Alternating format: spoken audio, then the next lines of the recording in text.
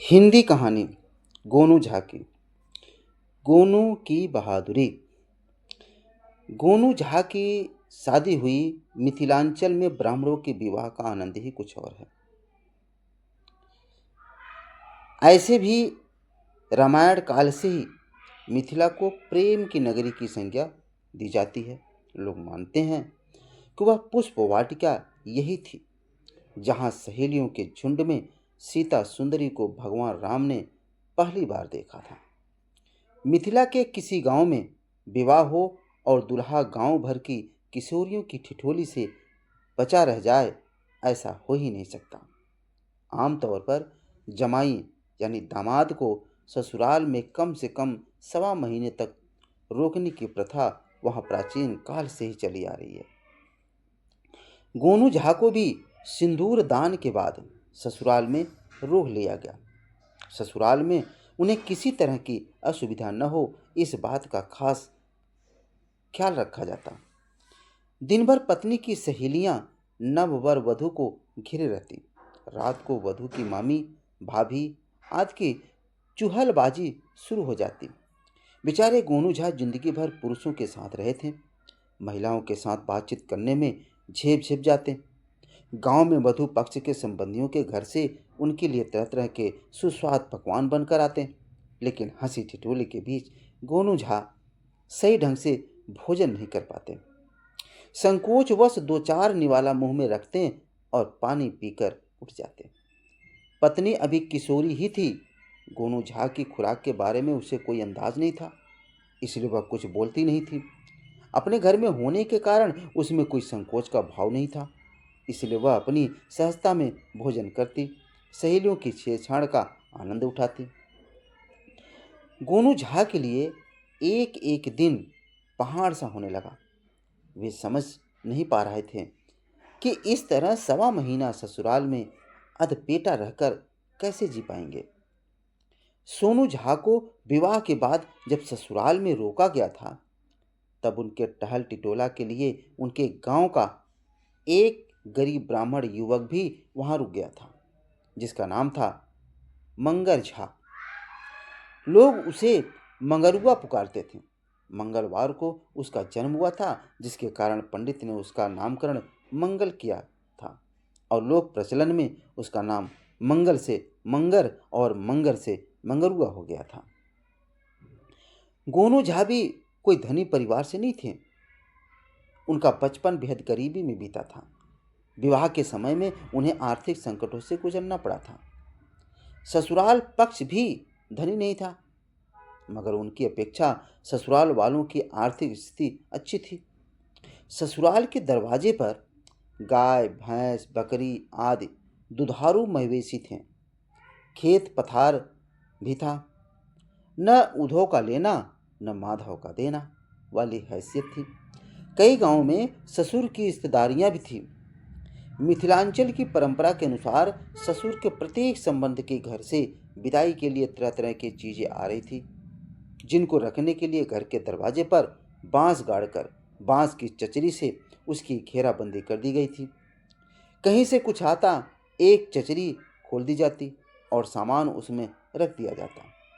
कहीं से खाजा भरी चंगेरी तो कहीं से बालूशाही, कहीं से मखाने की चंगेरी तो कहीं से लड्डू की चंगेरी।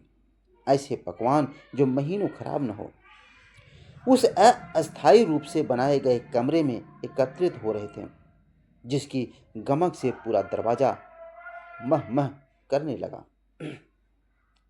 एक दिन गोनू झा किसी बहाने पत्नी के सहेलियों के बीच से उठकर घर के दरवाजे पर आने में कामयाब हो गए। उन्होंने दरवाजे पर एक चटाई पर लेटे हुए मंगरुआ को देखा तो उसे जगाया। दरवाजे पर पकवानों की खुशबू से उनकी भूख जाग गई। वे बेचैन हो गए। मंगरुआ ने देखा कि गोनू झा कुछ मायूस दिख रहे हैं, तो उसने इसका कारण पूछा। गोनू झा ने मंगरुआ से बताया, दिन भर पत्नी की सहेलियों के घेरे रहती हैं और रात को भाभी और मामियाँ। उनके सामने संकोचवश ठीक से भोजन नहीं कर पाता, अधपेटा रह जाना पड़ता है। अभी तो 7-8 दिन ही हुए हैं, सवा महीना कैसे कटेगा। यही सोचते सोचते जी हलकान हो गया है।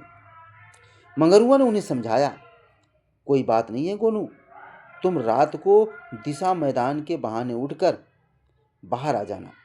मैं इस कोठरी की एक चचरी हटा दूंगा। तुम भीतर जाकर भी जी भर के जो चाहो खा लेना। फिर तुम चचरी हटाकर बाहर आ जाना और जाकर सो जाना। लोगों को कानो कान खबर तक नहीं होगी। गोनू झा को मंगरुआ की सलाह पसंद आ गई। लगभग मध्य रात्रि में वे घर से बाहर आए, मंगरुआ को जगाया। मंगरुआ ने चचरी खोली, गोनू झा भीतर घुस गए और एक चंगेरी का ढक्कन खोलकर उसमें टटोल टोल पकवानों का अंदाजा करने लगे। अंधेरा होने के कारण अंदाज से ही उन्होंने बालूशाही निकाली और खाने लगे। फिर उन्होंने टटोल कर खाजा निकाला और खा लिया। इसी तरह से बारी बारी से चंगेरियों का ढक्कन खोलते, किसी से ठेकुआ निकाल कर खाते तो किसी से कसाड़। जब उनका पेट अच्छी तरह भर गया तब वे बाहर आने के लिए चचरी हटाने की कोशिश करने लगे, मगर चचरी नहीं खुली। चचरी में कुछ छेद बना दिए गए थे जिनमें कीले घुस जाती थी तो चचरी बंद हो जाती थी। मंगरुआ और उनको इस बात का पता नहीं था। गोनू झा ने जब कमरे में घुसकर चचरी बंद की थी तो यह चचरी कीलों में फंस गई थी और गोनू झा समझ नहीं पा रहे थे कि यह चचरी खुलेगी कैसे। थोड़ी देर तक गोनू झा प्रयास करते रहे, मगर जब चचरी नहीं खुली तब वह धीरे धीरे चचरी को थपथपाने लगे ताकि इस हल्की आहट से मंगरुआ उठ जाए और आकर चचरी उठा ले। मगर मंगरुआ को नींद आ गई थी, इसलिए वह चचरी थपथपाए जाने से जगा नहीं। गोनू झा की बेचैनी बढ़ती जा रही थी। उन्हें समझ में नहीं आ रहा था कि करे भी तो क्या करे। यदि इसी तरह बंद रह गए तो सुबह में ससुराल वालों के सामने उनकी भद्द पिट जाएगी, मुंह दिखाने के लायक भी नहीं रहेंगे। इसी बेचैनी में वे मंगरुआ को आवाज लगाने लगे, रे खींच, अरे खींच, खोल ले खोल। मगर मंगरुआ के खर्राटे थमने का नाम ही नहीं ले रहे थे।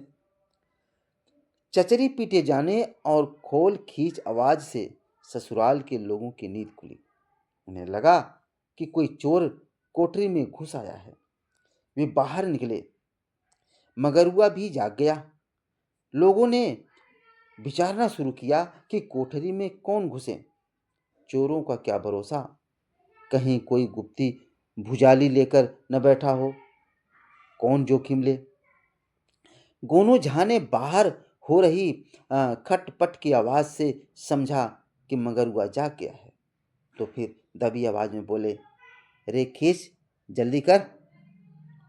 मगर तभी उन्हें किसी की आवाज सुनाई पड़ी, अरे पंडित जी, रात भर ऐसे ही मुंह बाए खड़े रहिएगा कि चोर को पकड़िएगा। दरअसल बोलने वाला यह व्यक्ति गोनू झा के ससुर के किसी संबंधी का नौकर था जो पुछारी लेकर आया हुआ था और उनके घर के लोगों से ठीक तरह से परिचित नहीं था। उसने कहा, हटिए आप लोग, मैं घुसता हूँ अकेले। आप लोग बस इतना ध्यान रखिए कि वह यदि मेरी पकड़ में नहीं आए और बाहर निकलकर भागने लगे तो उसे बाहर निकलते ही दबोच लें। गोनू झा ने जब यह सुना तो उनके पांव के नीचे से जमीन ही खिसक गई। वे एक बड़े माठ के पीछे दुबक कर खड़े हो गए और माठ के सिरे पर एक कथरी दही पड़ी हुई थी। पता नहीं गोनू झा को क्या सूझा कि उन्होंने कथरी उठाकर अपने दोनों हाथों में रख ली। जैसे ही चचरी खोलकर वह आदमी कोठरी में घुसा, गोनू झा ने वह कथरी उसके सिर पर दे मारी।